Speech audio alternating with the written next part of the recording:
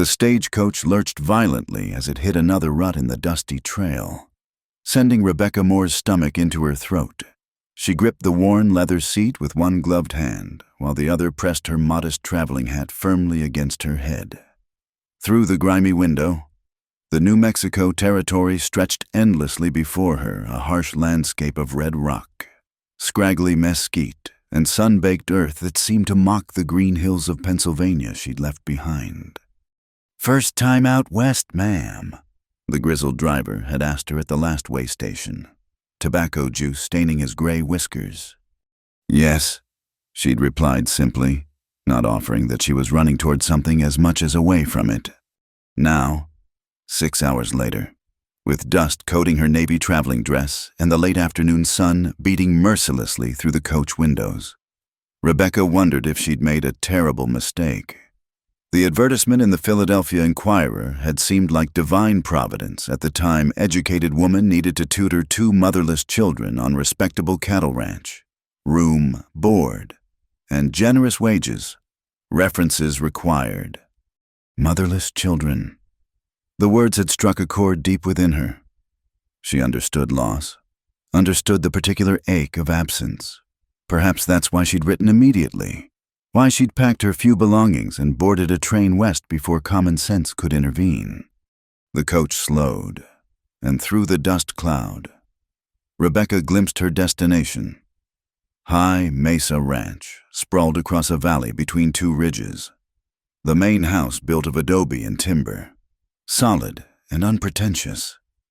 Several outbuildings dotted the property, a barn, what looked like a bunkhouse, various sheds. Cattle grazed in the distance, their forms wavering in the heat shimmer. As the coach rolled to a stop, Rebecca saw him. Ethan Carter stood on the porch, arms crossed, watching her arrival with an expression that could have been carved from the surrounding rock. Tall and lean, with shoulders broadened by years of ranch work. He wore dust-covered denims and a shirt that had seen better days. His face, shadowed by a worn hat, was all hard angles and sun-weathered skin. She guessed him to be in his mid-30s, though the harsh life out here might have aged him prematurely. The driver helped her down, and Rebecca stood for a moment, acutely aware of how out of place she must look in her eastern finery. She smoothed her skirts, lifted her chin, and walked toward the porch with as much dignity as she could muster. "Mr. Carter, I'm Rebecca Moore." He studied her for a long moment before nodding. "You're smaller than I expected." It wasn't the greeting she'd anticipated. "I assure you, my stature has no bearing on my ability to teach." Something that might have been amusement flickered in his dark eyes before disappearing. "We'll see about that. This isn't Philadelphia, Mrs. Moore. Life out here has a way of teaching its own lessons." "Miss Moore," she corrected quietly. "I'm a widow." His expression shifted almost imperceptibly, a recognition passing between them, 2 people marked by loss. He nodded again, this time with something approaching understanding. "I'll have Miguel bring your trunk. You'll want to get settled before you meet the children." He turned toward the house, then paused. "Supper's at 6. We don't stand on ceremony here. You'll eat with the family." The inside of the house was a surprise. While simply furnished, it was clean and well-maintained. The main room served multiple purposes: parlor, dining room, and clearly the heart of the home. A massive stone fireplace dominated one wall, and Rebecca could imagine it would be welcome during the cold desert nights. Books lined rough-hewn shelves, and she felt a spark of hope. A house with books was a house that valued learning. Her room was small but adequate, with a narrow bed, a washstand, and a trunk for her belongings. A colorful Mexican blanket provided the only splash of brightness. Through the single window, she could see the vast expanse of rangeland stretching toward distant mountains. As Rebecca unpacked her few dresses, all too heavy and dark for this climate, she heard voices from the main room. Children's voices raised in argument. "I don't need another governess," a girl's voice, sharp with adolescent anger. "They never stay anyway." Sarah, lower your voice. Ethan's tone brooked no argument. Why should I? She'll be gone within a month like all the others. They can't handle it out here. They're all soft and useless and... Enough. The single word carried such authority that Rebecca found herself straightening instinctively. Silence fell, broken only by the sound of boots on floorboards. Rebecca took a deep breath, pinched her cheeks for color, and stepped out to meet her charges. Sarah Carter was 12, going on 20, with her father's dark eyes and a defensive set to her jaw that spoke of too much loss too young. Her brown hair was pulled back in a severe braid, and she wore a practical dress that had seen better days. Beside her stood James, 9 years old, thin and watchful, where his sister blazed with anger. He seemed to fold in on himself, as if trying to become invisible. Children, this is Miss Moore. Ethan said, she's come a long way to teach you.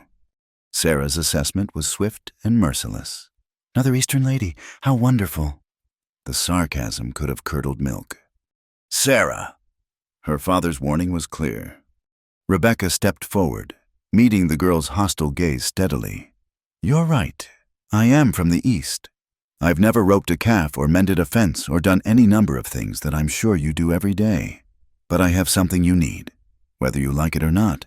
Education, and unlike the others, I don't scare easily.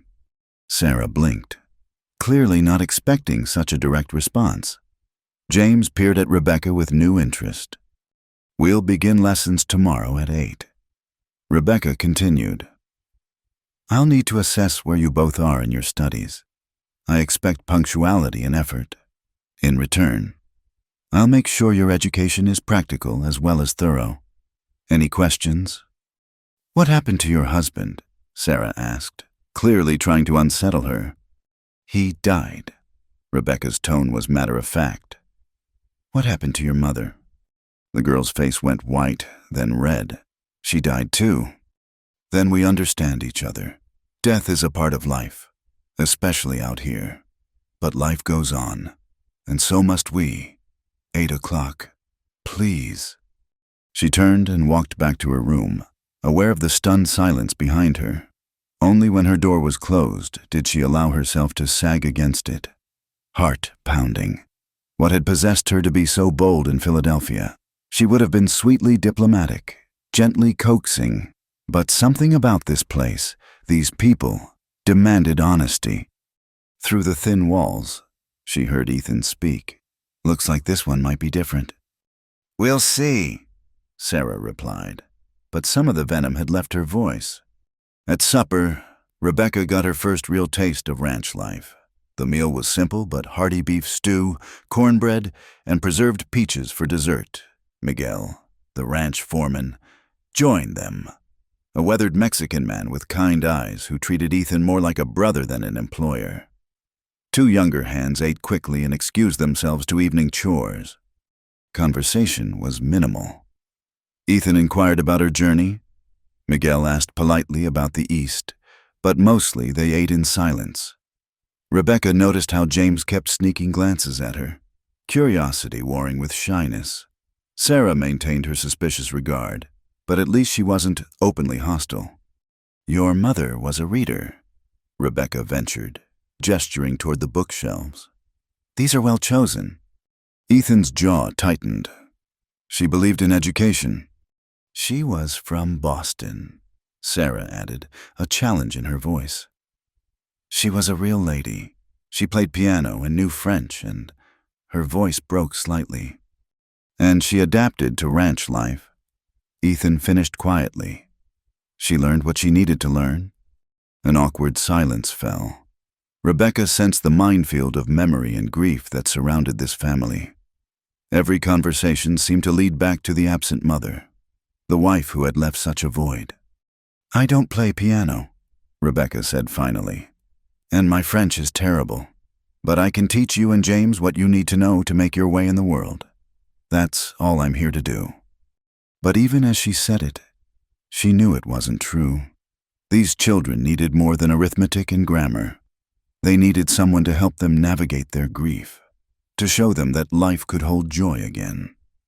Whether she was the right person for that task remained to be seen. That night, as Rebecca lay in the narrow bed listening to the unfamiliar sounds of the ranch cattle lowing, coyotes yipping in the distance, the endless whisper of wind, she thought about the life she'd left behind. A small apartment above a millinery shop, days spent in genteel poverty, nights filled with memories of a husband who'd marched off to war and never returned. She'd existed in a kind of limbo, neither fully alive nor willing to die. Perhaps that's why she'd come west.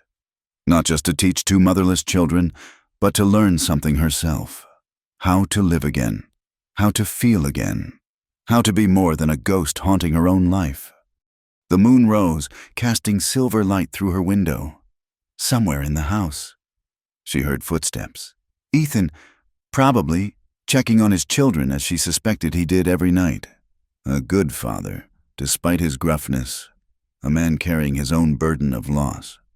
Rebecca closed her eyes, said her prayers, and prepared to face whatever tomorrow would bring. She'd told Sarah she didn't scare easily, and she meant it. The West might be harsh and unforgiving, but it was also honest. Here, pretense fell away like old paint.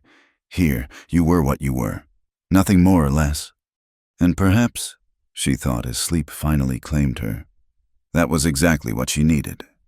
The schoolroom, a converted storage room at the back of the house, smelled of dust and disuse when Rebecca entered at 7:30 the next morning.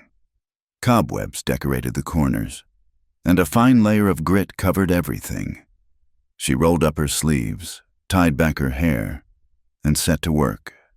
By 8 o'clock, when her students were due to arrive, the small space was transformed. The windows sparkled. The rough wooden table was clean, and she'd arranged the few supplies she'd brought from Philadelphia slate boards, chalk, a precious atlas, and several worn but serviceable textbooks.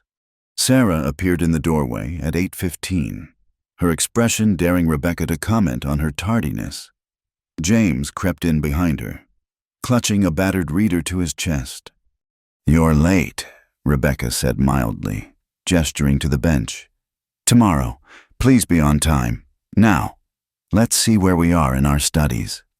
What followed was illuminating and somewhat disheartening. James could read, barely, stumbling over simple words and guessing at harder ones. His arithmetic was better. Ranch life demanded practical math skills, but his writing was nearly illegible.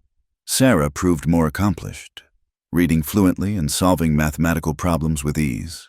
But her writing, while neater than her brother's, showed a lack of imagination, as if she'd locked away any fanciful thoughts along with her grief. "When did you last have regular lessons?" Rebecca asked. Sarah shrugged. "The last governess left 6 months ago. Before that, there was Mrs. Henley for 2 months. Before that," she counted on her fingers. "I can't remember them all." "Ma taught us," James whispered, "before she got sick." The room fell silent. Rebecca saw Sarah's jaw tighten, saw James shrink into himself. Here it was, the wound at the heart of this family. "Well," Rebecca said briskly, "we have work to do.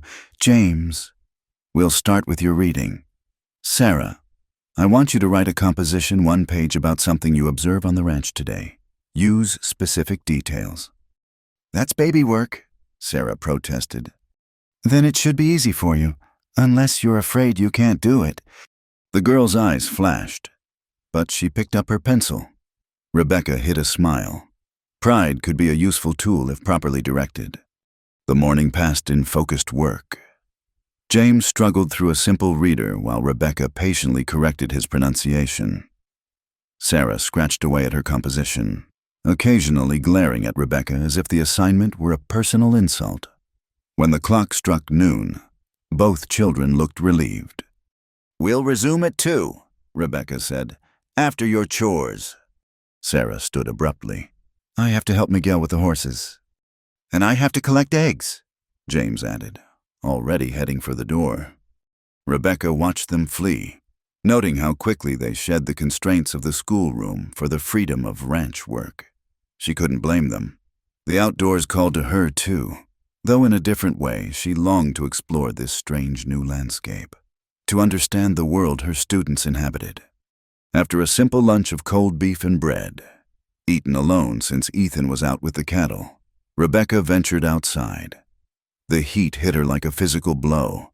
Her dark dress absorbed the sun's rays, and within minutes, perspiration beaded on her forehead. She understood now why the local women wore lighter colors, why their dresses were simpler, more practical. She found James at the chicken coop, carefully placing eggs in a basket. He startled when he saw her, nearly dropping his precious cargo. "I didn't mean to frighten you," she said gently. He shook his head. "You walk quiet, like Ma used to." Rebecca filed that information away. "Do you enjoy collecting eggs?" "It's all right. Better than mucking stalls." He paused, then added shyly, "I named them. The chickens. Pa doesn't know."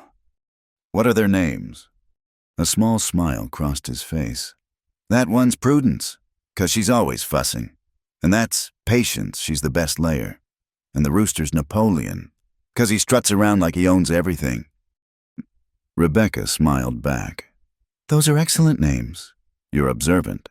James, that will help with your studies." His smile faded. "Sarah says I'm stupid 'cause I can't read good."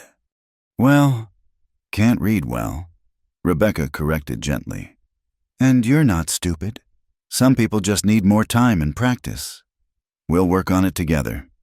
He nodded, looking unconvinced, and returned to his task. Rebecca left him to it, making her way to the stables where she could hear Sarah's voice raised in frustration. "Come on, you stubborn mule," I said, "move." Rebecca peered around the corner to see Sarah trying to lead a decidedly uncooperative horse from its stall. The animal had planted its feet and refused to budge, despite the girl's increasingly forceful tugs on the lead rope. "Perhaps he doesn't appreciate being called names," Rebecca suggested. Sarah whirled around, face flushed. "What would you know about it? I bet you've never even touched a horse." "You're right," Rebecca admitted. "In Philadelphia, I walked or took streetcars, but I've observed that most creatures, human or animal, respond better to kindness than force. This is Samson. He's Pa's horse, and he's the most stubborn animal on the ranch." Sarah turned back to the horse. "He won't listen to anyone but Pa." Rebecca studied the horse, a large bay gelding with intelligent eyes. "What does your father do differently?" Sarah frowned. "He talks to him, low and quiet-like, and he brings apples sometimes." "Do you have an apple?" "Why would I?" Sarah stopped, understanding dawning. Without a word, she stalked off toward the house, returning minutes later with a withered apple from the root cellar. She offered it to the horse, who sniffed it with interest.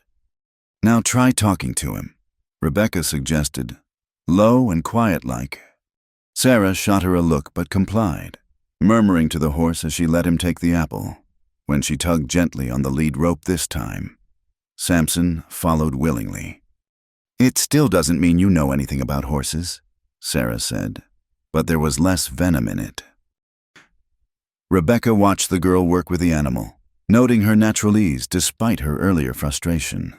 These children were products of this land, tough, practical, shaped by its demands. But they still needed what she could offer. Knowledge was power, even out here, especially out here, where the difference between success and failure could be as simple as knowing how to read a contract or calculate interest on a loan. The afternoon lessons went more smoothly. Sarah seemed slightly less hostile, though she still watched Rebecca with suspicious eyes. James tried harder with his reading, though he stumbled over the same words repeatedly. Rebecca made a mental note to create some exercises using ranch terminology. Words he encountered daily would be easier to master. At 4 o'clock, she dismissed them, and both children disappeared like smoke. Through the window, she watched Sarah racing across the yard toward the pastures, her bonnet hanging by its strings, her braid coming loose. James headed for the barn, probably to spend time with the barn cats he'd mentioned during lunch. Rebecca began preparing for the next day's lessons, but her concentration was broken by the sound of approaching horses. Looking out, she saw Ethan returning with several ranch hands. He sat his horse with the easy grace of a man born to the saddle, his movements economical and sure. As he dismounted, she noticed the way he favored his left side slightly, an old injury, perhaps. She turned away from the window, unsettled by her observation. She had no business noticing such things about her employer. She was here to teach his children, nothing more. But at dinner, she found herself studying him covertly. He ate with the same focused efficiency he brought to everything, but she noticed how his eyes tracked his children's movements, how he listened to James's rambling story about the chickens with patience, if not enthusiasm. "Miss Moore says I'm observant," James announced proudly. "She says that'll help with my studies." Ethan's gaze shifted to Rebecca. Did she now? "Observation is the beginning of wisdom," Rebecca said, meeting his look steadily. "Your son has a gift for noticing details. We should encourage that." "Book learning is fine," Ethan said slowly. "But out here, different skills matter." "Why can't he have both?" Rebecca asked. "A man who can read Shakespeare and brand a calf is twice as useful as one who can only do one or the other." Miguel chuckled. "She has a point, Jefe." Sarah, who had been unusually quiet, suddenly spoke.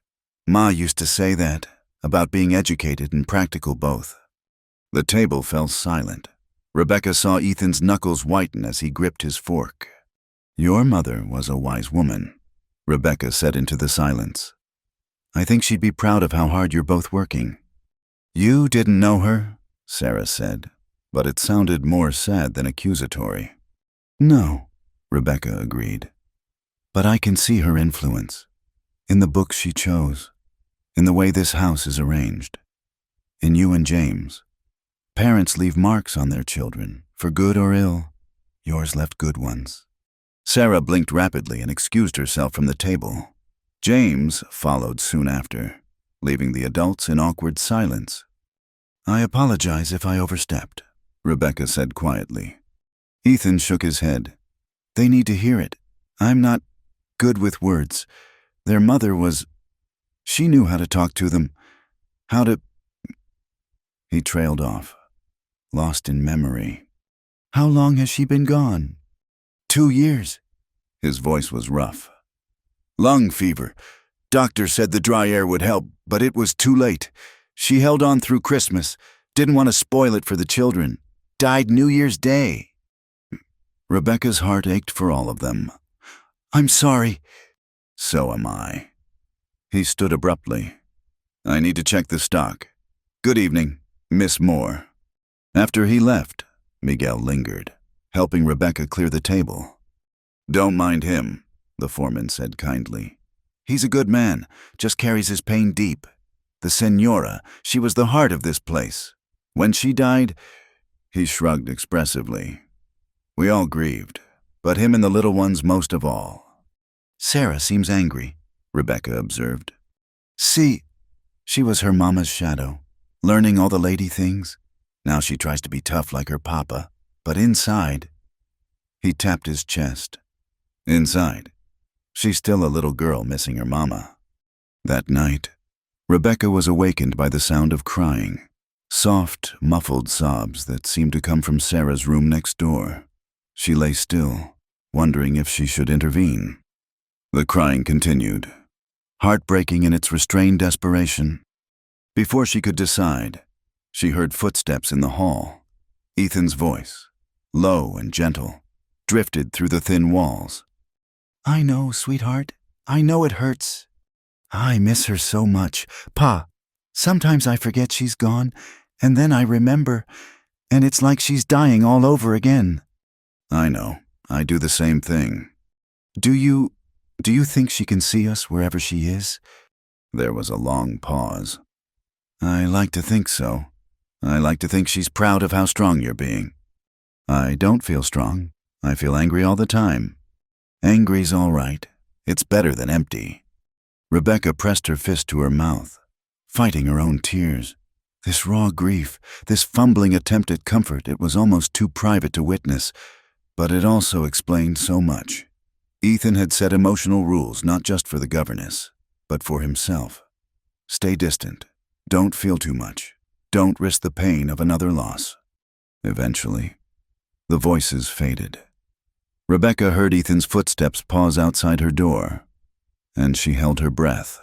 But after a moment, he moved on, and she heard his door close down the hall. She lay awake long after, staring at the ceiling and thinking about walls, the ones we build around our hearts, the ones we put between ourselves and others, the ones that protect us but also imprison us. Tomorrow, she would continue teaching these children their letters and numbers, but perhaps, if she was very careful and very patient, she could also teach them that walls could have doors, that hearts could heal, that life, even after loss, could hold joy again. It was a dangerous thought, because teaching such lessons meant learning them herself, and Rebecca wasn't sure she was ready for that. Not yet. But as sleep finally claimed her, she thought she heard her late husband's voice, gentle and amused. Ready or not, Becky, life has a way of teaching its own lessons. Indeed it did, and out here in this harsh, beautiful land, with these wounded, wonderful people, she was beginning to understand that some lessons couldn't be found in books. They had to be lived, day by day, choice by choice, until wisdom came not from the head, but from the heart. The drought came in the third week of Rebecca's employment, creeping across the land like a slow curse. The sky turned from blue to brass, the air grew thick and still, and the earth baked hard as fired clay. Rebecca watched from the schoolroom window as dust devils danced across the yard and felt the mounting tension that gripped the ranch like a fist. "Can't concentrate when it's this hot," Sarah complained, pushing damp hair from her forehead. The girl had abandoned any pretense of proper dress, wearing a loose cotton shirt and divided skirt that would have scandalized Philadelphia society. "The mind works regardless of temperature," Rebecca replied, though she felt perspiration trickling down her own back. Her Eastern dresses were torture in this heat. She'd taken to wearing only her lightest chemise and petticoat under the simplest dress she owned. James lay sprawled on the floor, supposedly reading but actually watching a lizard that had taken refuge in a corner. "Pa says if it don't rain soon, we'll have to sell off half the herd." "Doesn't rain," Rebecca corrected automatically, then softened her tone. "Is it truly that serious?" Sarah nodded grimly. "Water holes are drying up, grass is dying, cattle are getting weak." She glanced out the window where her father and Miguel were visible near the barn, their postures speaking of worry. "Last drought 3 years ago, the Hendersons lost everything, had to go back east with nothing but the clothes on their backs." Rebecca felt a chill despite the heat. She'd been here barely a month, but already the ranch had begun to feel like, not home exactly, but something close to it. The thought of these people losing everything made her stomach clench. "Then we must pray for rain," she said firmly. "And meanwhile, we continue our lessons. The world doesn't stop for weather." But as the days passed without relief, even Rebecca found it hard to maintain normalcy. The well water dropped lower, rationed carefully for drinking and cooking. Bathing became a luxury accomplished with a damp cloth and a basin. The garden withered despite Sarah's desperate attempts to keep it alive with precious water. Then came the sandstorm. Rebecca saw it coming, a brown wall advancing across the desert like something from Exodus. She'd never witnessed anything like it. The chickens scattered, squawking in panic. The horses whinnied and stamped in their stalls. "Inside, everyone inside," Ethan's voice boomed across the yard. He and Miguel were driving the horses into the barn, their movements urgent. Rebecca hustled the children into the house, slamming shutters closed as the first gusts hit. Within minutes, the world outside disappeared into a howling brown fury. Sand found every crack, every crevice, infiltrating the house despite their best efforts. "Get the sheets," Ethan ordered as he burst through the door. covered in dust. Wet them down and hang them over the windows. They worked together, all divisions of employer and employee, adult and child, forgotten in the face of nature's assault. Rebecca found herself beside Ethan, holding a sheet while he nailed it in place. His hands were steady despite the chaos, and she found his calm presence oddly reassuring. "First sandstorm?" he asked, having to raise his voice over the wind. "Yes, we had blizzards in Philadelphia, but this—" "You get used to it, or you leave." He hammered another nail. "Most leave." Was that a test, a warning? Rebecca met his eyes. "I'm not most people, Mr. Carter."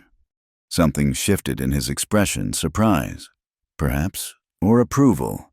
"No, Miss Moore, I'm beginning to see that." The storm raged for 3 hours. They huddled in the main room, listening to the wind scream and the sand scour the walls. James pressed close to Rebecca's side, trembling slightly. Without thinking, she put her arm around him, and he leaned into her gratefully. "Tell us a story," Sarah demanded suddenly. "Ma used to tell stories during storms." Rebecca glanced at Ethan, who nodded slightly. "All right. Once, in ancient Persia, there was a king who decreed that all the sand in his kingdom should be counted." She wove the tale, making it up as she went about the foolish king, the wise servant who tricked him, and the lesson learned about the futility of trying to control nature. The children listened intently, and even Ethan and Miguel seemed drawn in. For a brief time, the storm outside became mere background to the world created by words. When the wind finally died, they emerged to survey the damage. Sand covered everything, drifts of it against the buildings, a fine layer coating every surface. But the structures had held, the animals were safe, and they had survived. "Well," Rebecca said, looking at the mess, "I suppose this is what you meant by the West teaching its own lessons." Ethan actually smiled, a brief, unexpected flash that transformed his stern features. This is just the introduction course." The cleanup took days. Rebecca abandoned any pretense of being merely a governess and worked alongside everyone else. She learned to wield a shovel, to shake sand from bedding, to check animals for injury. Her hands blistered, her back ached, but she didn't complain. "You're tougher than you look," Sarah observed one evening, watching Rebecca bandage her own raw palms. "Necessity is an excellent teacher," Rebecca replied. "Hand me that salve, please." Sarah complied, then lingered. "The other governesses, they wouldn't have helped. Mrs. Henley locked herself in her room during the storm, said it wasn't proper for a lady to do manual labor." "Then Mrs. Henley was a fool." Rebecca winced as the salve stung her blisters. "There's nothing improper about survival." "Ma would have liked you," Sarah said quietly, then fled before Rebecca could respond. The drought continued. Every day, Ethan and Miguel rode out to check the water holes, returning with increasingly grim expressions. Cattle began to die, first the weak ones, then others, the stench of death carried on the hot wind. One evening, Rebecca found Ethan standing by the corral, staring at the dying sunset. His shoulders sagged with exhaustion and something deeper despair. Perhaps, "We're going to lose it all," he said without turning. She wasn't sure he even knew she was there, or if he was simply speaking to the universe. "Everything I've built, everything Mary and I dreamed of." Rebecca stepped closer, careful not to intrude too much. "You don't know that." He laughed bitterly. "I can't make it rain. Miss Moore, I can't conjure water from nothing, and without water—" He gestured helplessly. "No," she agreed. "You can't, but you can endure. You can hold on one more day, then another. Sometimes that's all any of us can do." He turned to look at her then, really look at her, speaking from experience. "My husband died at Antietam," she said simply, 23 years old, full of dreams about the life we'd have after the war. I wanted to die too, but every day I didn't, and eventually that was enough, just not dying. until one day I realized I was actually living again. Is that why you came west to live? Rebecca considered the question. I came west to teach, but maybe I'm learning more than I'm teaching.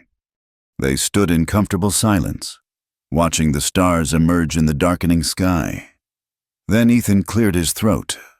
The children, they're growing fond of you. And I of them. That's good. They need... He stopped, started again. Thank you. For everything. The storm. The work. You didn't have to... Yes, I did. Rebecca smiled slightly. We're all in this together. Mr. Carter? Your fight is our fight now. He nodded slowly. Ethan, out here, after what we've been through, might as well use given names. Rebecca, she offered in return. Rebecca. He tested the name, nodded again. Better get inside. Miguel's making what he calls soup, though it's mostly just water and hope at this point. But as they walked back to the house, the wind shifted, just slightly, but Rebecca felt it a coolness, a hint of moisture. She looked up to see clouds building on the horizon, real clouds, not just dust. Ethan, she breathed. He followed her gaze and stood stock still. Then he was running, shouting, Miguel, Miguel! Look west! The household erupted in cautious joy. They watched the clouds build, afraid to hope too much. But by midnight, the first fat raindrops were falling, and by dawn, a steady rain was soaking the parched earth. They stood on the porch, all of them, Ethan, Rebecca, the children, Miguel, the ranch hands watching the miracle of water falling from the sky. Sarah was crying openly, not caring who saw. James danced in the yard, arms spread wide, face turned up to catch the drops. We're saved, Miguel said, crossing himself. Gracias a Dios, we're saved. Ethan said nothing, but Rebecca saw his lips moving in what might have been a prayer. Then Sarah grabbed his hand, and James ran to embrace his legs, and they stood there, a family bound by survival and hope. Rebecca started to step back, to give them their moment, but Sarah's other hand shot out and grasped hers. You too, the girl said firmly. You're one of us now. You stayed. You helped. Your family. Rebecca looked at Ethan over his daughter's head. He nodded once, decisively. Family, he agreed. And as the rain washed the dust and death from the land, Rebecca felt something inside her own heart begin to heal and grow. She'd come to teach, yes, but the land and its people were teaching her something far more valuable, that home wasn't just a place, but the people who stood with you against the storm, who shared your struggles and your joys, who claimed you as their own when you'd proved yourself worthy. The drought would end, the grass would grow, the cattle would survive. And Rebecca Moore, who had arrived a stranger seeking escape from grief, found herself becoming something else entirely, a part of this harsh, beautiful land and the family that worked it. She was, as Sarah had said, one of them now. And that was worth more than all the comfortable certainties she'd left behind in Philadelphia. The evening was soft with an autumn coolness, a blessed relief after the harsh summer. Rebecca sat in the main room, reading aloud from Robinson Crusoe, while Sarah worked on her embroidery, and James whittled a small horse from a piece of cottonwood. It had become their routine these past months' lessons in the morning, chores in the afternoon, and these quiet evenings together. I smiled to myself at the sight of this money. Rebecca read, "Oh, drug," said I aloud. "What art thou good for?" But he took it anyway. James interrupted, grinning, just like Sarah with the last piece of cornbread. I did not, Sarah protested, then added sheepishly, "Well, maybe I did." Rebecca smiled and continued reading, but she was aware of a presence in the doorway. Ethan stood there, as he often did these evenings, not quite joining them, but not entirely absent either. He'd been coming in earlier from the range lately, finding excuses to be in the house during their reading time. "Pa, come sit," James called out. "Miss Rebecca's getting to the good part." Ethan hesitated, then moved into the room, taking his usual chair by the fire. "Don't let me interrupt." But his presence changed the atmosphere, made Rebecca self-conscious about her voice, her posture, the way the lamplight fell across the pages. She continued reading, but her awareness had shifted from the children to their father. When she finished the chapter, Sarah surprised everyone by asking, "Miss Rebecca, why did you really come west?" The room fell silent. Rebecca set the book aside carefully, considering her answer. These children deserved honesty. "I was running away," she said simply, "from memories, from a life that had become too small and too sad. I thought if I went far enough, I could escape the grief." "Did it work?" Sarah's voice was soft, understanding. "No, grief travels with you, but I found something else here, something I wasn't looking for." "What?" James asked, setting aside his whittling. Rebecca glanced at Ethan, then back at the children. "Purpose, family, home." Sarah nodded slowly. "Ma used to say home isn't a place, it's people." "Your mother was a wise woman." "Tell us about her, Pa," James said suddenly. "Tell us the story about how you met." Ethan shifted uncomfortably. "You've heard it before." "But Miss Rebecca hasn't." Rebecca started to protest that it wasn't necessary, but Sarah cut her off. "Please, Pa, it's been so long since you told any Ma stories." Ethan was quiet for so long Rebecca thought he would refuse. Then he cleared his throat and began, his voice rusty with disuse. "I was driving cattle to Kansas City, 24 years old, and thought I knew everything. We stopped in this little town to resupply. And there was a church social that evening. The other hands dragged me along." A ghost of a smile touched his lips. "First thing I saw was this woman in a blue dress, trying to organize a group of children for a spelling bee. She had them lined up neat as soldiers. But then little Tommy Henderson decided to chase a frog right through the middle of everything." "And Ma chased after him," Sarah prompted, smiling. "In her best dress and Sunday shoes, straight through a mud puddle. Got him too, carried him back under one arm like a sack of grain. Him still clutching that frog." Ethan's smile grew fuller. She set him down, straightened her muddy dress, and continued the spelling bee like nothing had happened. I knew right then I was in trouble. "Because she was pretty?" James asked. "Because she was capable," Ethan corrected. "Pretty fades, but a woman who can handle chaos with grace, that's rare as gold out here." Rebecca felt her cheeks warm. She busied herself straightening the already tidy books on the side table. "What was she like?" she asked quietly. "As a mother," Sarah answered before Ethan could. "She sang while she worked, every morning, and she made up stories about everything. The clouds were sheep looking for their shepherd. The stars were candles in heaven's windows. She had a way of making ordinary things magical," Ethan added. "Could turn washing dishes into a game, make pulling weeds seem like an adventure." "She sounds wonderful," Rebecca said sincerely. "She was," Ethan's voice roughened. "She would have liked you. You have the same way with the children, making lessons into something more." The compliment hung in the air between them, weighted with meaning. Rebecca felt something shift, a door opening that perhaps should stay closed. Sarah, ever perceptive, watched them both with knowing eyes. "Ma wouldn't want us to be sad forever," she said carefully. "She told me before she said we should remember her with joy, not just tears." "Sarah's right," Rebecca said when Ethan remained silent. "The best way to honor someone's memory is to live fully, the way they would want us to." "Is that what you're doing?" Ethan asked, meeting her eyes. "Living fully." "I'm trying. Some days are better than others." "Yes," he agreed. "They are."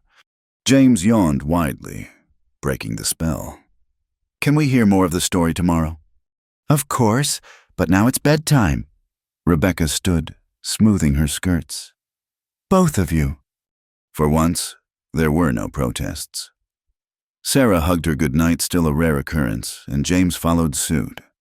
They headed to their rooms, leaving Rebecca and Ethan alone by the dying fire. I should go too, Rebecca said, but didn't move. Rebecca. The way he said her name made her heart skip. I need to tell you something. She waited, hands clasped to keep them from trembling. When you first arrived, I was certain you'd leave within a month. Soft Eastern woman. I thought, can't handle the life out here. And now I can't imagine this place without you. He stood, moved closer. The children need you. This ranch needs you. Just the children and the ranch. The words slipped out before she could stop them. He was close enough now that she could see the gold flecks in his brown eyes, could smell the leather and sage scent of him. No, he said roughly. Not just them. The air between them crackled with possibility. Rebecca's pulse hammered in her throat. But then Ethan stepped back, running a hand through his hair. I'm sorry, I shouldn't. It's not right. You're under my protection. In my employ. I won't take advantage. You're not, Rebecca said firmly. I'm a grown woman. Ethan, I make my own choices.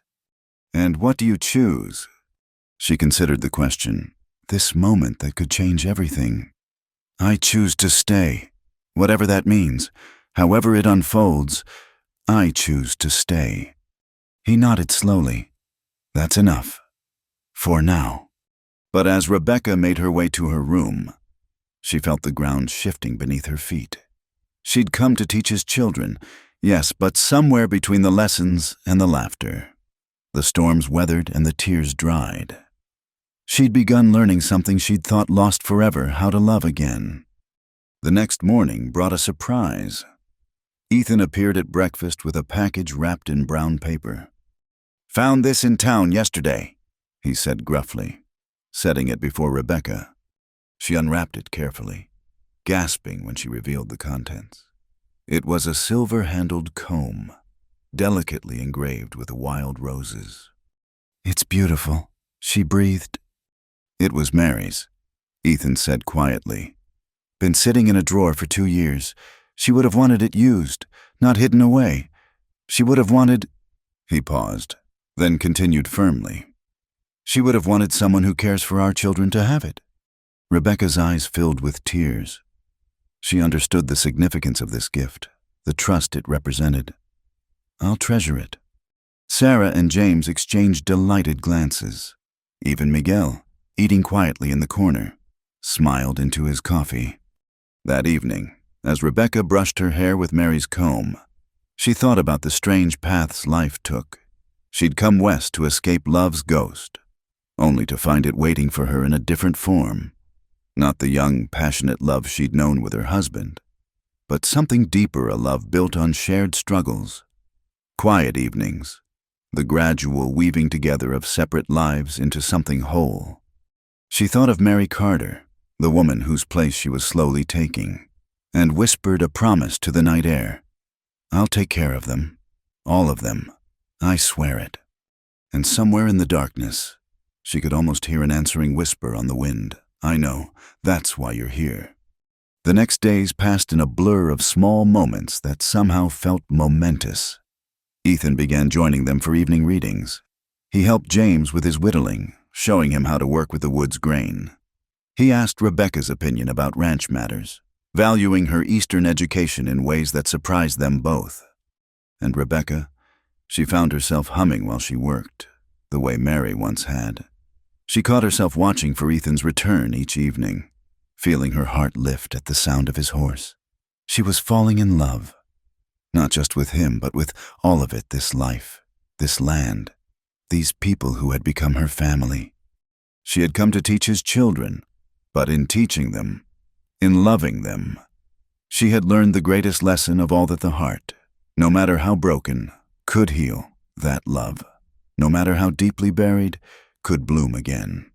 That home was not a place left behind, but a choice made daily. in small acts of courage and care. And as autumn deepened toward winter, as the children grew in knowledge and confidence, as Ethan's smiles came easier and lasted longer, Rebecca understood that she was no longer teaching just arithmetic and letters. She was teaching them all, herself included, how to be a family again. It was more than she'd bargained for when she'd answered that advertisement. It was everything she never knew she needed. The first sign of trouble came on a crisp October morning when Rebecca walked to town with Sarah to buy supplies. They were examining bolts of cloth at Henderson's Dry Goods when she heard the voice smooth as oil and twice as slippery. Well, well, what have we here the mysterious Eastern governess I've been hearing so much about? Rebecca turned to find a man studying her with bold appreciation. He was handsome in a polished way that seemed out of place in the frontier town silk vest, gold watch chain, boots that had never seen honest work. Everything about him screamed danger to her instincts. "I don't believe we've been introduced," Rebecca said coolly. "Clint Dawson." He swept off his hat with exaggerated courtesy. "I own the Double Bar Ranch north of town, and you must be the widow Moore who's got Ethan Carter coming in from the range before sunset these days." Sarah moved closer to Rebecca's side, her young face tight with dislike. "We need to go. Miss Rebecca." "Not so fast, little miss," Dawson said, though his eyes never left Rebecca's face. "Your father and I have business to discuss. About water rights, about boundaries, about a lot of things." "Then you should discuss them with him," Rebecca said, putting a protective hand on Sarah's shoulder. "Oh, I intend to, but I find it interesting that he's got himself a beautiful woman living under his roof. Widow to widower. Must get lonely out there on the mesa." The implication in his tone made Rebecca's skin crawl. "I'm employed as a governess. Mr. Dawson, nothing more." "Of course." His smile was knowing. "Though folks do talk, unmarried woman, unmarried man, all alone except for a couple of children. Why? Some might say it's downright improper." "Then some should mind their own business," Rebecca said sharply. Dawson laughed. "Fire, I like that. Ethan always did have good taste in women. First that Boston Bloom, now you, though I wonder what she'd think, knowing another woman's taken her place so quick." "No one's taken anyone's place." Sarah burst out, fists clenched. "You shut your mouth about my mother." "Sarah." Rebecca's warning was gentle but firm. She turned back to Dawson. "Good day, Mr. Dawson." But as they left the store, Rebecca could feel his eyes following them. Her hands shook slightly as she helped Sarah into the wagon. "I hate him," Sarah said vehemently once they were out of town. "He's been trying to buy our ranch ever since Ma died. Keeps saying Pa can't manage alone, that he needs a partner. Your father seems quite capable to me." "He is, but Dawson doesn't fight fair. He's got the judge in his pocket, and he's been trying to dispute our water rights. Says the stream that runs through our property belongs to him." Sarah's face was fierce with protective anger. "Pa won't sell. Not ever, but Dawson keeps pushing." Rebecca filed this information away, unease settling in her stomach. She'd seen men like Clint Dawson before, smooth talkers who used charm and intimidation in equal measure to get what they wanted. Her fears were confirmed that evening when Ethan returned from town, his face like thunder. "Girls, go help Miguel with the horses," he said curtly. "But Pa," Sarah started. "Now." They scurried out, shooting worried glances back. Rebecca started to follow, but Ethan's voice stopped her. "You met Dawson today?" It wasn't a question. Rebecca nodded. "He made some comments about you, about us." Ethan's jaw was rigid with controlled anger. "I won't repeat them, but folks in town are starting to talk." Rebecca felt heat rise in her cheeks. "I see. I want you to know I'd never let anyone disrespect you. But Dawson's stirring up trouble, and not just with gossip. He's filed a claim on our water source. Says he has prior rights." "Can he do that?" "With Judge Patterson in his pocket, he can do just about anything." Ethan slumped into a chair, suddenly looking older. He wants this ranch. Rebecca always has, and now he's using us as another weapon. Perhaps I should leave, Rebecca said quietly, though the words felt like glass in her throat. If my presence is causing problems. No! The word cracked like a whip. Ethan was on his feet, crossing to her. Don't you see? That's what he wants. To isolate me, make me weak. You leaving would play right into his hands. But the talk. Let them talk. His hands gripped her shoulders gently. I've weathered worse than gossip, but I won't have you driven away by that snake's poison. They stood close, the air charged between them. Rebecca could feel the warmth of his hands through her dress, could see the gold flecks in his brown eyes. Ethan, she whispered. I know, he said roughly. I know we need to be careful, but sometimes. He broke off, releasing her and stepping back. Sometimes I think careful is just another word for cowardly. The next weeks brought escalating tensions. Dawson's men were seen near their boundary lines. Fences were mysteriously damaged. One of their best bulls was found dead. No clear cause. Could be natural, Miguel said grimly, examining the animal. Could be poison. No way to know for sure. Ethan's face was stone. We know. The children felt the strain. James's stutter, which had been improving, returned with a vengeance. Sarah barely slept, keeping vigil at her window as if she could protect the ranch through sheer will. This has to stop, Rebecca said one evening after the children had gone to bed. They're frightened. You think I don't know that? Ethan snapped, then immediately softened. I'm sorry. I feel trapped. Fighting Dawson in court means money we don't have. Fighting him any other way means becoming like him. There has to be another solution. If there is, I can't see it. Rebecca made a decision. The next day, while Ethan was out with the herd, she put on her best dress, the dark blue silk she'd worn to her husband's funeral, and drove to town, not to shop, but to pay a call on Judge Patterson's wife. Mrs. Patterson was a small, nervous woman who seemed surprised but pleased to have a visitor. Over tea and cookies, Rebecca skillfully steered the conversation. It must be difficult, Rebecca said sympathetically. Being married to such an important man, the responsibility he carries, deciding the fates of so many. Oh yes, Mrs. Patterson agreed eagerly. Harold takes his duties very seriously. Why, just last night he was up late reviewing papers for that water rights case. The Dawson matter, I've heard, Mr. Dawson is very persuasive. Mrs. Patterson's face tightened slightly. Harold makes his decisions based on the law, not persuasion. Of course, though I imagine it's hard when someone has so much influence. Money does talk, as they say. Rebecca sipped her tea delicately. Not that I'm implying anything improper, just that it must be challenging to remain impartial when one party has so much more resources than the other. Harold is completely impartial, Mrs. Patterson insisted, but doubt flickered in her eyes. Rebecca leaned forward confidentially. I admire that, especially since I heard Mr. Dawson has been quite generous with his business partnerships lately. The new hotel, wasn't it such a valuable investment for those involved? Mrs. Patterson went very still. Who told you about that? Rebecca had guessed, based on town gossip and intuition, but she merely smiled. Oh, you know how people talk. I'm sure it's all perfectly legitimate. Your husband would never compromise his position for personal gain. No, never. But Mrs. Patterson's hands trembled as she set down her teacup. Rebecca left soon after, seeds of doubt planted. She had no proof of corruption, but sometimes a wife's questions could be more powerful than any legal argument.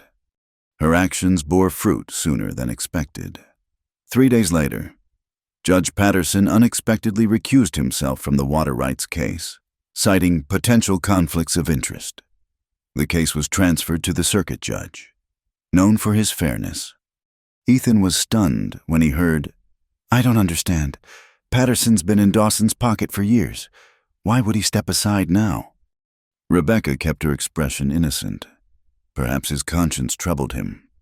Ethan studied her suspiciously. "Rebecca, what did you do?" "I had tea with Mrs. Patterson. We discussed the challenges of being married to important men. That's all." "That's all?" A slow grin spread across his face. "Remind me never to underestimate you." But Dawson wasn't finished. If he couldn't win legally, he'd resort to other methods. The harassment escalated. Dead animals started appearing near the house: coyotes, rabbits, arranged in threatening patterns.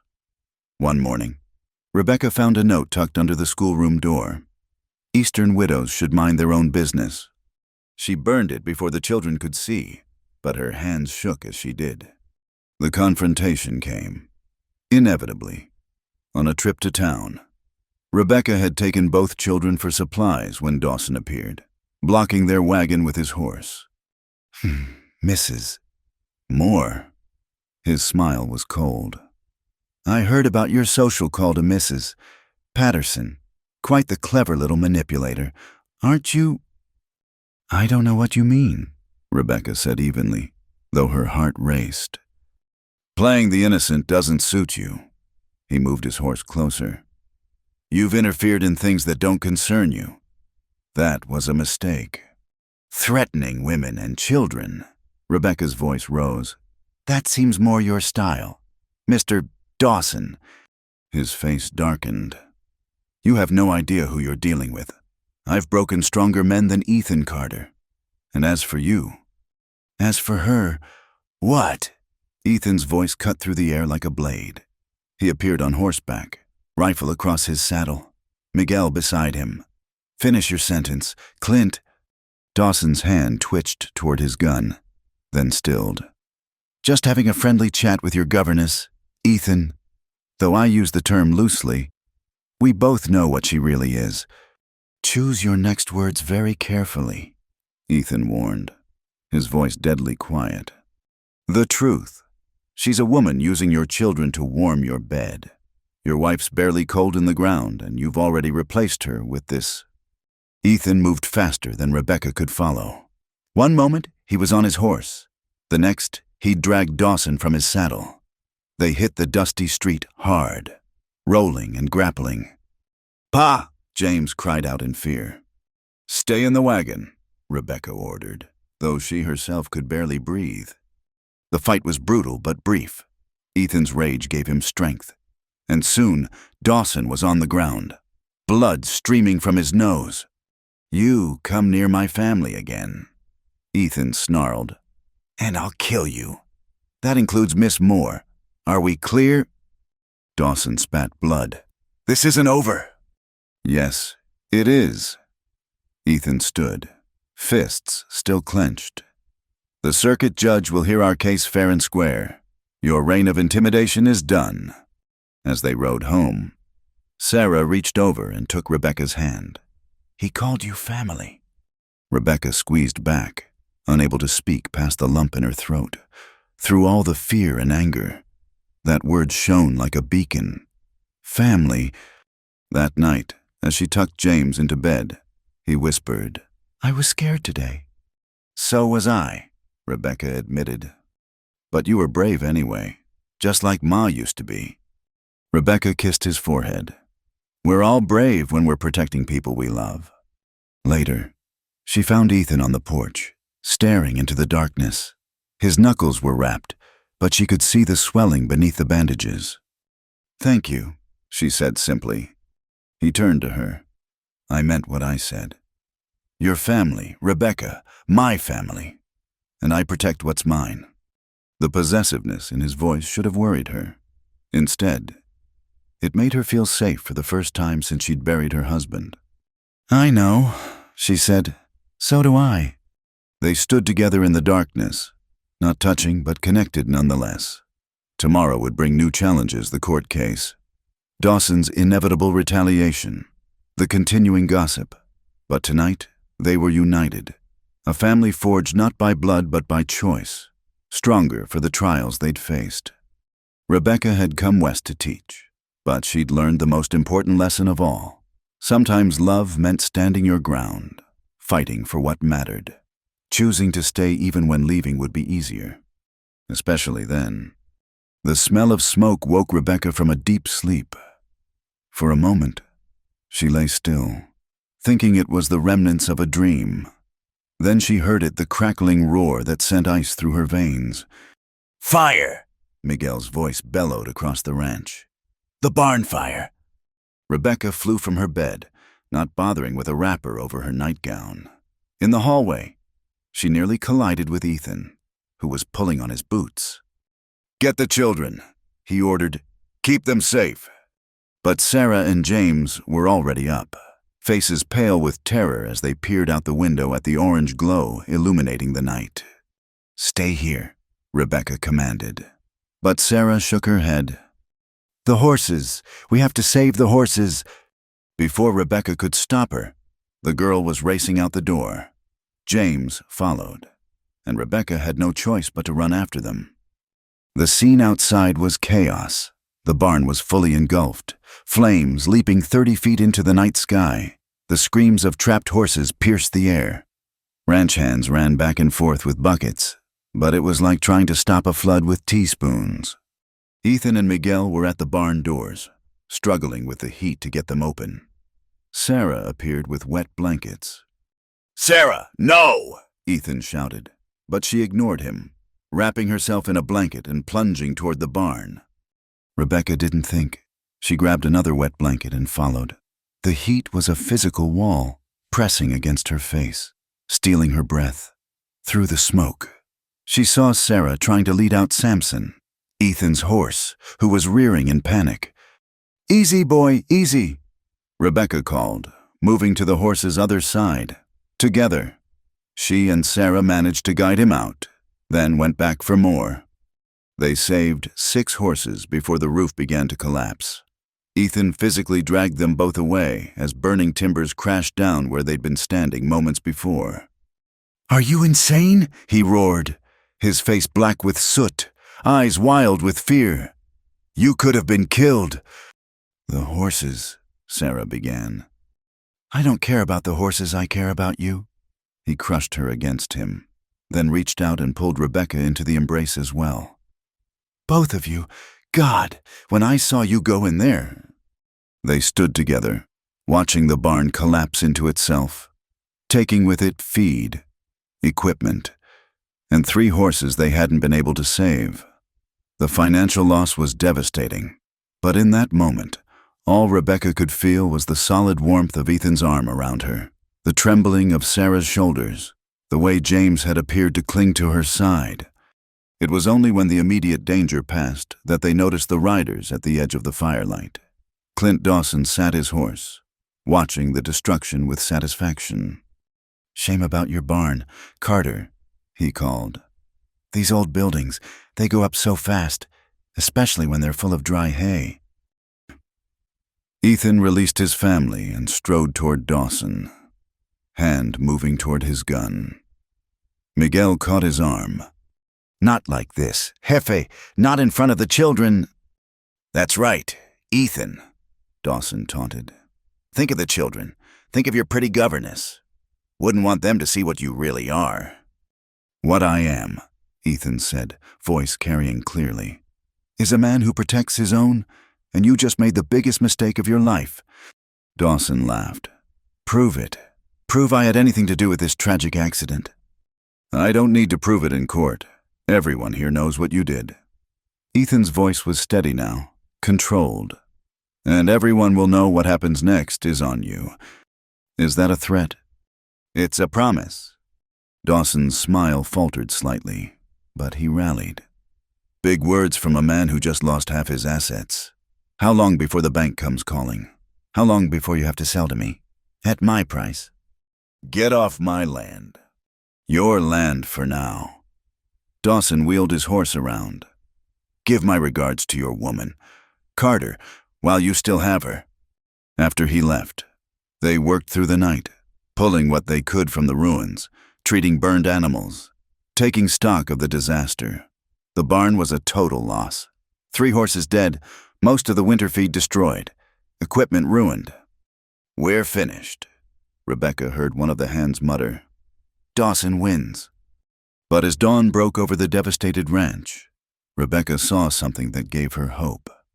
Neighbors began arriving: the Hendersons, the Kowalskis, the Brennans, wagons loaded with lumber, tools, offers of help. "Heard you had some trouble," Tom Henderson said gruffly. "Figured you could use a hand." By midday, 20 men were clearing the ruins and planning a new barn. Women arrived with food, supplies, comfort. The preacher's wife pressed a bundle of clothes into Rebecca's hands. "For the children," she said kindly. "And for you. Can't have our school teacher catching cold." Rebecca blinked back tears. "But the talk, what people are saying about me and Mr. Carter—" "Gossip is just noise," the older woman said firmly. "What matters is action. And anyone can see you've been good for this family." As the community rallied around them, Rebecca understood something profound about frontier life. Out here, survival depended on neighbors. Dawson had wealth and power, but Ethan had something more valuable: respect, earned through years of honest dealing and helping others in their own times of need. The day was exhausting, but by evening, the foundation of a new barn was taking shape. Rebecca worked alongside everyone else, serving food, tending wounds, keeping the children occupied. She was bringing water to the workers when she overheard a conversation that made her blood run cold. "Hired guns from Texas," one man was saying. "Dawson's bringing in professionals, going to drive Carter off one way or another." "When?" another asked. "Soon. Maybe tomorrow, maybe next week, but soon." Rebecca found Ethan and pulled him aside, relaying what she'd heard. His face went grim. "I won't run," he said. "This is our home." "Oh, I'm not suggesting you run. I'm suggesting we be smart." Rebecca's mind was working fast. "Dawson's weak point is his reputation. He cares what people think, especially people with power. We need to make it politically impossible for him to move against you." "How?" "I have an idea, but I'll need to go to Santa Fe." Ethan frowned. "That's 2 days' ride. It's too dangerous." "I'll take Miguel, and I'll be back before Dawson can make his move." She touched his arm. "Trust me." He covered her hand with his. "I do trust you, more than I've trusted anyone since Mary." That evening, as the workers headed home, Ethan gathered his household. They ate a simple meal among the ruins of the barn, but somehow the mood wasn't defeated. James chattered about the barn raising. Sarah made plans for better horse stalls, and even Miguel seemed optimistic. "We'll rebuild," Ethan said simply. "Better than before." Later, Rebecca found him standing where the barn doors used to be, staring at the stars through the absent roof. "I could have lost you tonight," he said without turning. "You and Sarah both, when I saw you run into that fire.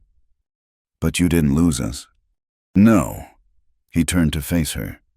"But it made me realize something. I've been a fool. Rebecca, keeping you at arm's length. Afraid to dishonor Mary's memory, afraid to let myself feel again. But life's too short and too uncertain for that kind of cowardice." Rebecca's heart pounded. "What are you saying?" "I'm saying that when this is over, when Dawson's dealt with and we can breathe again, I have something to ask you. Something important." He cupped her face gently, thumb brushing away a smudge of soot. "But first, we survive. Then we live." She leaned into his touch. "I'll hold you to that, Ethan Carter." "Good." The next morning, Rebecca set out for Santa Fe with Miguel, carrying letters from the neighbors and a plan that might save them all. Behind them, the skeleton of the new barn rose against the sky, a symbol of resilience and community that no amount of money or intimidation could destroy. But Dawson wasn't finished. As their wagon disappeared into the distance, his men watched from the hills, waiting for the perfect moment to strike. The final confrontation was coming, and everyone knew it. In town, Sarah helped her father sort through their remaining resources. Her young face set with determination. "We won't let him win, Pa." "No," Ethan agreed, checking his rifle. "We won't." James, sitting nearby with his slate, looked up. "Miss Rebecca will fix it. She always knows what to do." Ethan smiled grimly. "I hope you're right, son. I surely do." The battle for High Mesa Ranch was entering its final phase. Fire had been Dawson's weapon, but Rebecca had weapons of her own: intelligence, connections, and a fierce love for the family she'd found. The question was whether it would be enough. As the sun set over the blackened ruins of the barn, Ethan stood with his children, facing whatever came next. They were battered but not broken, and somewhere on the road to Santa Fe, their salvation might be racing back to them in the form of an Eastern governess who'd become so much more.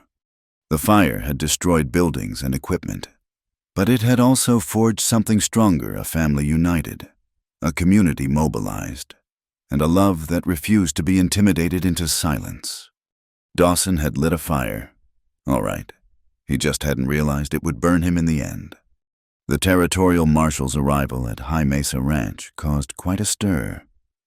Rebecca had returned from Santa Fe the previous evening with documents that proved Clint Dawson had been systematically defrauding the territory through false land claims and forged water rights. The governor himself had signed the warrant. "Mr. Dawson's been taken into custody," Marshal Brooks informed them over coffee in the kitchen. "He won't be troubling you anymore. The evidence Miss Moore gathered was comprehensive." Ethan glanced at Rebecca with admiration and something deeper. "How did you manage it?" "The territorial secretary's wife was my late husband's cousin," Rebecca explained. "She introduced me to the right people. Once they started looking into Dawson's dealings, they found a pattern of corruption going back years." "You mean it's over?" Sarah asked, hardly daring to hope. "Really over?" "The legal troubles? Yes," the marshal confirmed. "Though you'll likely need to testify at the trial." After the marshal left, a strange quiet settled over the ranch. For weeks, they'd lived under siege mentality. Now, suddenly, the threat was gone, but its absence left other questions hanging in the air. That evening, Rebecca found herself restless. She walked out to where the new barn was taking shape, marveling at how quickly it had risen from the ashes. The community had continued to help even while she was gone, and the structure was nearly complete.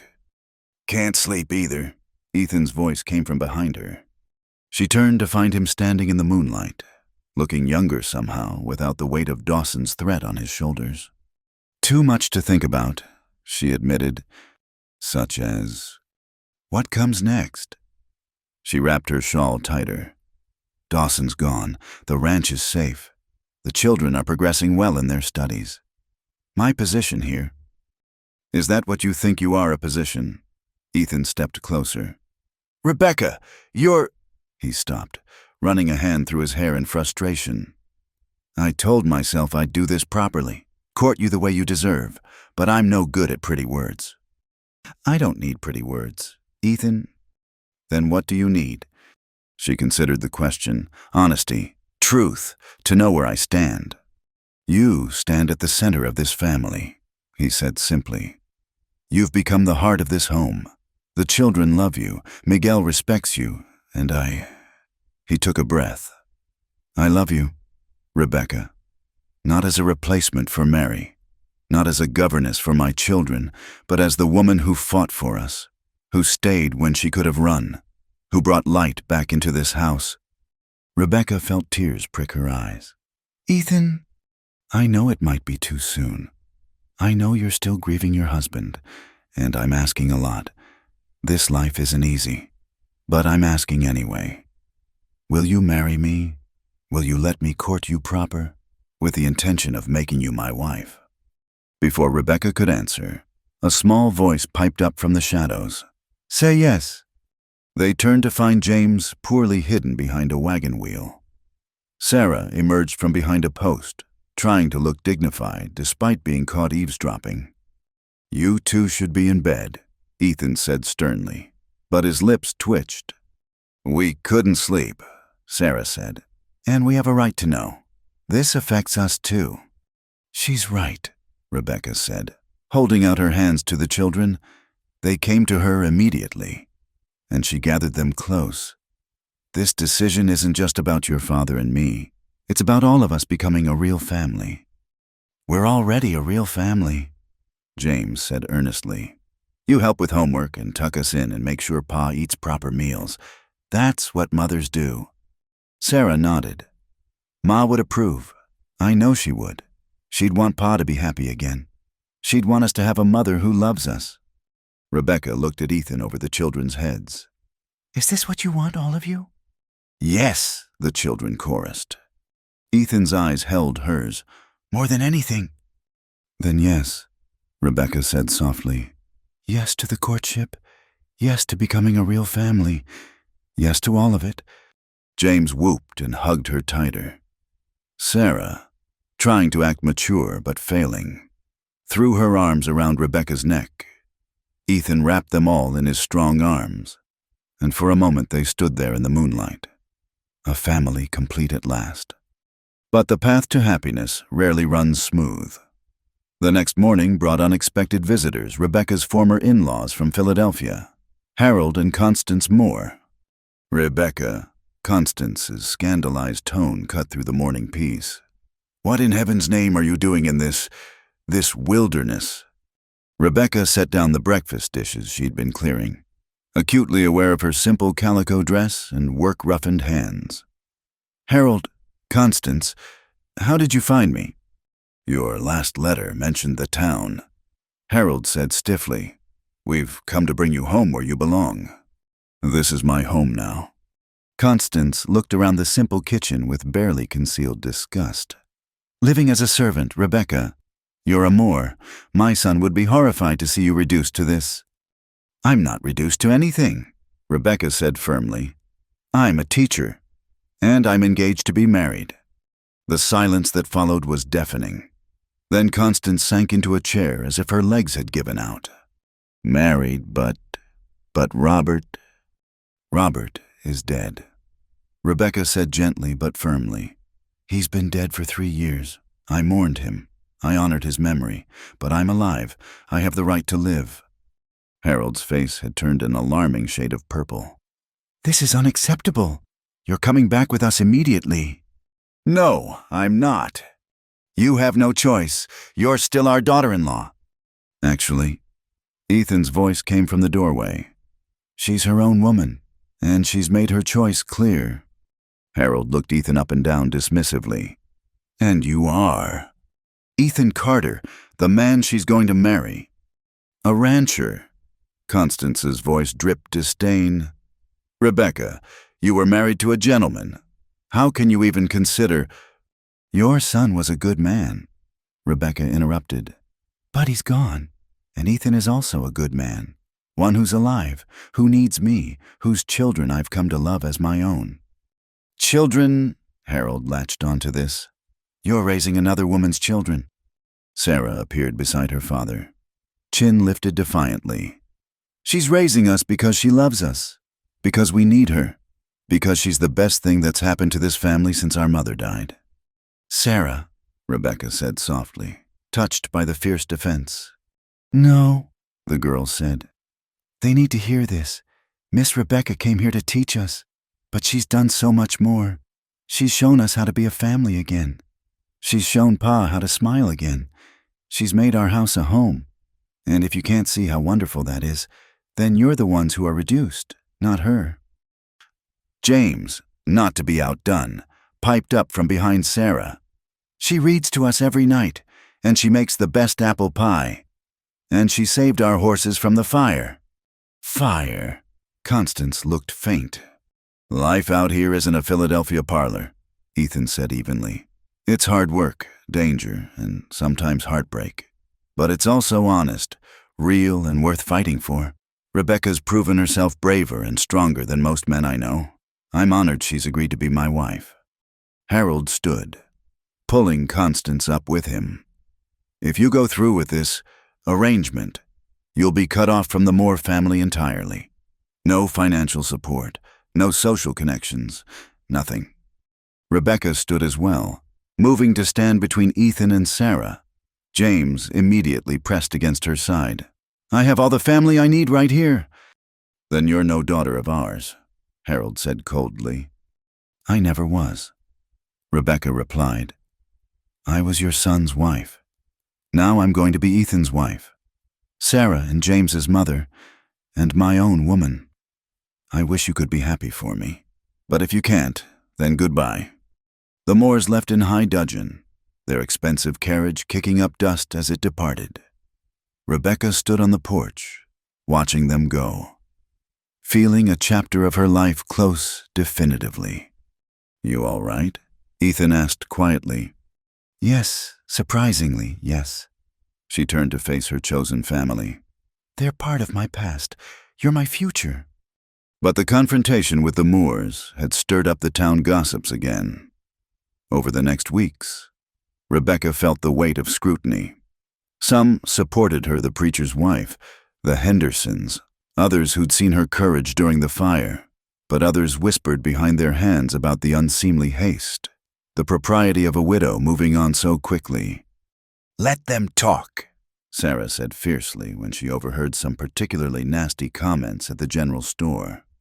But Rebecca knew the talk hurt Ethan, knew he worried about her reputation. She found him one evening staring at Mary's grave in the small family cemetery on the hill. "Second thoughts?" she asked gently. "No, never." He turned to her. "I was just talking to her, telling her about you, asking for her blessing, I suppose. And I think she'd like you. You're alike in some ways, strong, devoted to the children, but different too. She was gentle where you're fierce. She bent with the wind where you stand against it." He smiled softly. "The children need both examples." Rebecca moved to stand beside him, looking down at the simple headstone. "I'll take care of them, Mary," she said quietly. "All of them, I promise." Wind rustled through the grass, and for a moment, Rebecca could have sworn she felt approval in the air. The wedding date was set for Christmas Eve, giving them 3 months of proper courtship. But as Rebecca had learned, life on the frontier didn't pause for propriety. There were cattle to tend, children to teach, a ranch to run. She and Ethan worked side by side, their partnership deepening with each shared challenge. One evening, as they sat on the porch watching the sunset while the children played nearby, Ethan took her hand. "No regrets?" he asked. Rebecca squeezed his fingers. "How could I regret finding home?" Even with the gossip, the Moores' rejection, the hard life ahead. "Especially with all of that," she said firmly. "It's made me certain. This is where I belong. With you, with the children, with this land. I came to teach, but I've learned so much more. How to live again, how to love again, how to be brave enough to choose happiness despite what anyone else thinks." "Rebecca Moore," Ethan said. "You are one hell of a woman." "Soon to be Rebecca Carter," she corrected with a smile. "The best Christmas gift this family could ask for." As the stars emerged in the darkening sky, Rebecca looked around at her chosen family, Ethan solid beside her, the children's laughter filling the air, Miguel's guitar music drifting from the bunkhouse. It wasn't the life she'd planned, wasn't the safe, predictable existence she'd once thought she wanted. It was so much better. And in 3 months, it would be official, despite the gossips, despite the Moores, despite every challenge the frontier could throw at them. She would stand before God and this community and pledge herself to this man, these children, this life. She could hardly wait. Christmas Eve dawned clear and cold over High Mesa Ranch, with a dusting of snow that transformed the rugged landscape into something magical. Rebecca stood at her window, watching the sunrise paint the mountains pink and gold, her wedding dress hanging nearby like a promise fulfilled. Sarah burst through the door without knocking, her own new dress rustling with excitement. "You're not even dressed yet. The ceremony's in 3 hours." "There's plenty of time." Rebecca laughed, but she allowed Sarah to fuss over her, braiding her hair in an elaborate crown, woven with dried wildflowers they'd collected together in the fall. "Ma wore orange blossoms," Sarah said softly as she worked. "But I think wildflowers suit you better. You're not delicate like she was. You're strong, like the flowers that grow out here despite everything." Rebecca caught the girl's hand and squeezed it. "That might be the nicest thing anyone's ever said to me." "It's true." Sarah met her eyes in the mirror.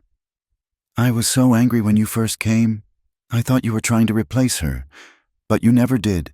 You just made your own place. And now I can't imagine our family without you." "Oh, sweetheart." Rebecca turned and pulled Sarah into a fierce hug, not caring about wrinkles. "I love you so much. You and James both." "We love you too, Ma." The word hung in the air between them. Sarah had never used it before, had been careful to maintain the formal Miss Rebecca, even after the engagement. "Is that all right?" Sarah asked anxiously. "Calling you Ma." "It's more than all right. It's perfect." Meanwhile, in the main house, Ethan struggled with his collar while James watched from the bed, swinging his legs. "You're nervous," the boy observed. "Of course I'm not nervous," Ethan muttered, fumbling the buttons again. "Your hands are shaking." "It's cold." "It's not that cold." James hopped down and stood in front of his father, reaching up to help with the collar. "It's okay to be nervous, Pa.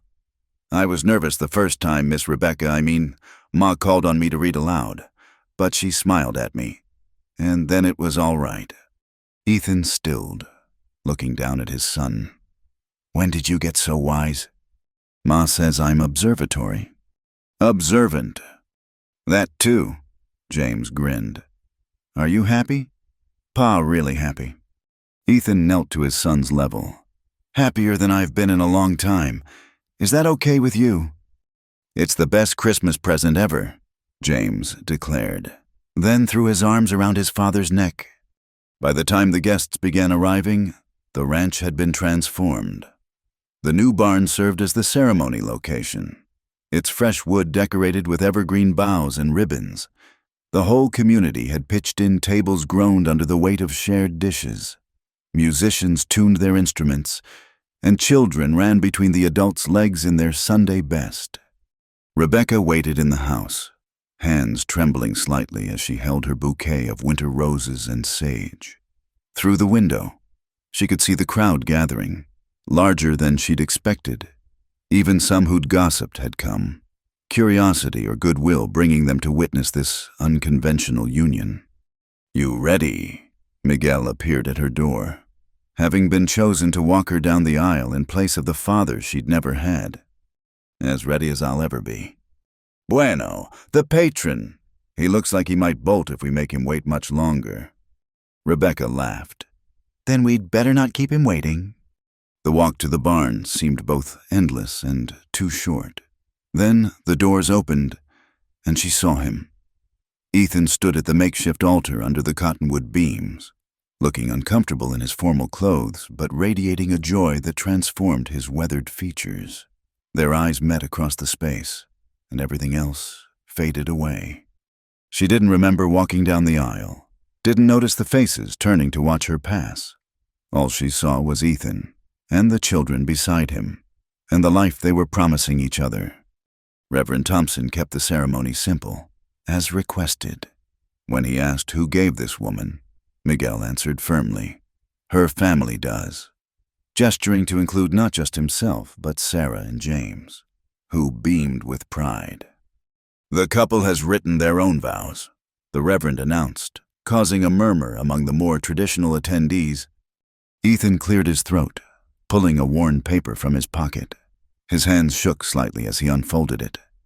"Rebecca," he began, voice rough with emotion, "when you arrived at my door 6 months ago, I thought I was hiring a governess. I had no idea I was opening the door to my salvation. You brought light back into our darkness. You showed my children how to smile again, showed me how to hope again. You stood with us against drought and fire and those who would harm us. You chose us, again and again, when you could have left. He paused, swallowing hard. I can't promise you an easy life. This land is hard, and it demands everything. But I promise to stand beside you through whatever comes, to honor your strength, to cherish your kindness, to love you with everything I have. For all the days God grants us. You came to teach, but you've given us so much more. You've given us a family whole again. Rebecca was crying openly now, not caring who saw. When it was her turn, she spoke from the heart. Ethan, I came west running from grief, thinking I could leave love behind me. Instead, I ran straight into it, into you, into Sarah and James, into this beautiful, difficult life you've built. You say I brought light, but you gave me purpose. You gave me a reason to be brave, to fight, to stay. She turned to include the children. Sarah, James, I came to teach you, but you taught me so much more. You taught me that family isn't just about blood. It's about choice. And I choose you. All of you. Today and always. I promise to love you, guide you, and stand by you, not as a replacement for the mother you lost, but as the mother who found you. Looking back at Ethan, she continued, I can't promise to be perfect. I'll burn biscuits and struggle with ranch work and probably always be a little too Eastern for some folks' taste. But I promise to love you fiercely, to stand beside you against any storm, to make our house a home filled with laughter and learning and hope. You asked me to stay once. Now I promise I'm never leaving. The rings, Reverend Thompson prompted. James proudly produced the simple gold bands, only dropping them once in his excitement. As Ethan slipped the ring onto Rebecca's finger, he whispered, Welcome home, Mrs. Carter. I've been home since the day I stayed, she whispered back. By the power vested in me by God and the territory of New Mexico, I now pronounce you husband and wife. You may kiss your bride. The kiss was tender, a promise sealed before their community. But what made Rebecca's heart soar was what happened next. Sarah and James rushed forward, turning it into a family embrace that drew cheers and a few tears from the assembled guests. The celebration that followed was unlike any Philadelphia wedding reception. Fiddle music filled the barn. Couples danced with more enthusiasm than grace, and children ran wild between the tables. Rebecca found herself passed from partner to partner in the dancing, accepting congratulations and a few apologies from those who doubted. I was wrong about you, Mrs. Patterson admitted during a break in the music. You've got backbone. That's what matters out here. As the sun set, painting the sky in shades of rose and gold, Rebecca found herself standing with Ethan by the cottonwood tree where they'd made their vows. The party continued around them, but for a moment they were alone. Any regrets? Ethan asked, echoing his question from months before. Only one, Rebecca said, making him stiffen. Then she smiled. That we didn't do this sooner? He relaxed, pulling her closer. Mrs. Rebecca Carter has a nice sound to it. Everything about this life has a nice sound to it. She looked around at their guests, their children playing with others, their home glowing with lantern light. We've built something good here. Ethan, something worth fighting for. We have, he agreed. And we'll keep building it, together. Sarah appeared at their side, dragging James. It's time for presents. But we said no gifts, Rebecca protested. This is different, Sarah said mysteriously. They led their parents to a table where a large, flat package waited. Rebecca unwrapped it carefully to reveal a hand-carved wooden sign, Carter Family School. We made it together, James said proudly, for the new schoolroom in the barn. Because you're not just teaching us anymore. Henderson's kids want to come, and the Kowalskis, and even some from town. If you want, Sarah added quickly. We know being a ranch wife is work enough. It's perfect, Rebecca interrupted, hugging them both. Absolutely perfect.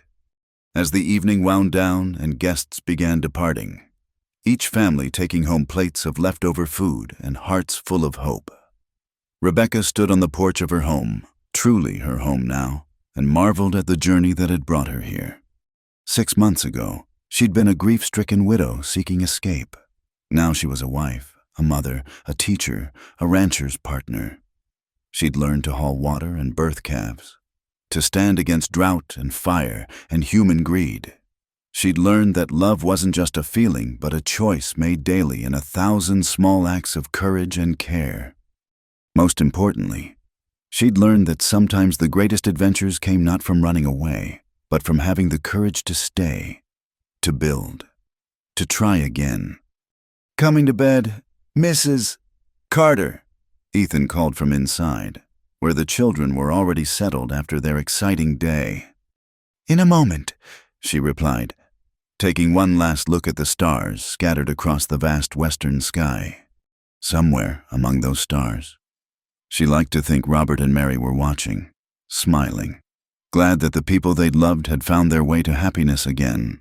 Love wasn't finite, after all. The heart could expand, could hold multiple loves across time, each one different but equally precious. Thank you, she whispered to the night. To Robert for loving her first. To Mary for raising children who could open their hearts to a stranger. To God for leading her to this place, these people, this life she never could have imagined. Then she turned and walked into her home, where warmth and family waited. Tomorrow would bring new challenges. Running a ranch never offered rest. But tonight, there was peace. Tonight, there was joy. Tonight, she was exactly where she belonged. The door closed softly behind her, lamplight spilling briefly into the darkness before being contained within. On the door, the simple carved sign seemed to glow in the moonlight, the Carter family. And they were. Thank you for listening to this story from the Wild West, where love blooms even in the harshest conditions, and families are formed not just by blood, but by choice and courage. I'd love to hear where you're listening from. Please share in the comments below so we can connect and discuss what this tale of love and resilience meant to you. If you enjoyed Rebecca and Ethan's journey, please subscribe to Wild West Night for more stories of frontier romance and adventure. Don't forget to like this video and hit the hype button to help more people discover these tales of the American West. Until next time, partners.